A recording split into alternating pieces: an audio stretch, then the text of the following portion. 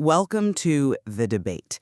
Today, we're unpacking a really fascinating new sociological study on social discovery frameworks. Right. Specifically contrasting traditional speed dating with this new anonymous, interest-based model called speed mingle. Exactly. So the central question we're looking at is, does stripping away demographic data to create these fluid, interest-driven group events, actually enhance or hinder genuine human connection for modern professionals? It's a huge question. It really is. And I take the position that replacing that demographic resume with data-blind, interest-based mingling creates the absolute optimal environment for organic chemistry. Well, and I argue that intentionally withholding upfront demographic data creates, frankly, a logistical blind spot. I mean, it ultimately wastes time for busy professionals who are seeking practical compatibility. Okay, so let's look at the underlying mechanics here. Think about why traditional 3 to 7 minute one-on-ones often fail. Because they feel like job interviews? Exactly. Like job interviews. They inherently trigger this interview mindset. Participants are essentially reading a mental resume like age, profession, zip code. Right, it's very static. Exactly. But the speed mingle model flips this. It prioritizes total data privacy before and during the event. Using their Smart Sync app, you're matched based entirely on behavioral psychometrics and shared conceptual interests, like arts and culture or adventure. Okay, but Hold on, let me just finish the thought. You only see a first name and a compatibility percentage. So by keeping registration data completely locked down, the system secures participant privacy and completely prevents the prejudging of static profiles. Look, data security is vital, obviously, especially since unauthorized data sharing has historically plagued this whole industry. But prioritizing total anonymity beforehand creates a massive structural flaw. A flaw? How is privacy a flaw? Because by hiding demographics to protect privacy, you're creating an information vacuum. It's like trying to build a house by matching the paint colors while completely ignoring whether the foundation is made of concrete or sand. I think that's a bit of an exaggeration. Is it, though? Shared conceptual interests are great, but for high-level professionals, logistical alignment, knowing if someone fits your life stage, is what actually keeps the roof up.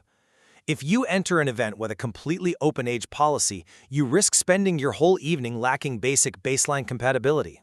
Yeah, but leading with those logistical requirements often kills the spark before it can even ignite. Not necessarily. I mean, it does. When you remove the pressure of demographic filtering, you allow a fluid social ecosystem to emerge. Instead of a rigid pass or fail binary, Speed Mingle places participants in dynamic groups of 4 to 6 for like 10 to 15 minutes. Right, but And you control your narrative because for every interaction, you can choose from 4 connection paths: networking, friendship, casual fun, or dating. It shifts the whole environment from a high-stakes interrogation to organic discovery. Okay, that sounds really ideal in theory, but let's actually examine the human behavioral reality of unstructured groups. Which is what? Well, a strict, private one-on-one forces clarity. You have direct eye contact, and crucially, introverts are guaranteed equal floor time. Okay, true. In a fluid group of 6, the psychological dynamics shift entirely. Extroverts naturally dominate the conversation, and definitive romantic intent gets totally watered down by that overarching, casual fun vibe. You lose the precision of direct romantic assessment. Which is exactly why that information vacuum and the potential chaos of group dynamics are anchored by the 52+2 card game. Ah, the card game. Yes. Without demographics to fall back on, you have to structure the interaction differently. The 54-card deck provides randomized, thought-provoking prompts. Psychologically, this shifts the cognitive load. Right, away from the resume. Exactly. Instead of the exhausting performance of reciting a personal history, participants evaluate a third neutral object, which is the question. It completely bypasses small talk and reveals exactly how a person's mind works, giving everyone, including introverts, a structured voice within that fluid group.